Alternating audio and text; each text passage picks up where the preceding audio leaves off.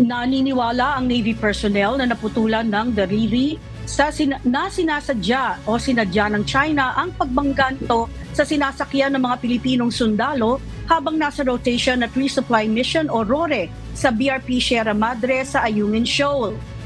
Ayon kay Seaman First Class Underwater Operator Jeffrey Facundo, 5 minuto pa lang umano mula nang dumating sila sa BRP Sierra Madre sakay ng Rigid Hull Inflatable Boat o RHIB nang bigla na lamang umanong sumugod ang aabot sa 8 RHIB ng China.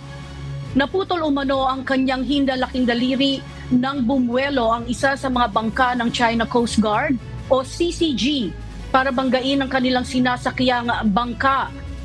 Nang makaakyat na ang CCG, dito na umano hinata ng mga ito ang mga bangka ng Pilipinas palayo ng Ayungin Shoal para mapurnada ang RORE mission.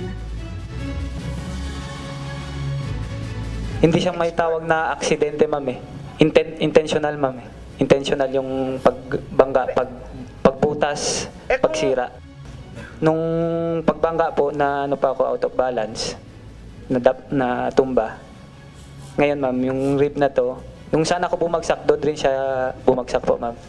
Yung mismong kill. Ay, doon din siya palabas.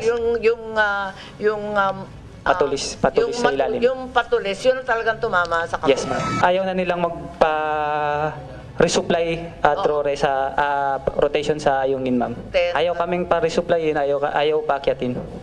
Kasi babawasan na yung tao sa Ayungin. Para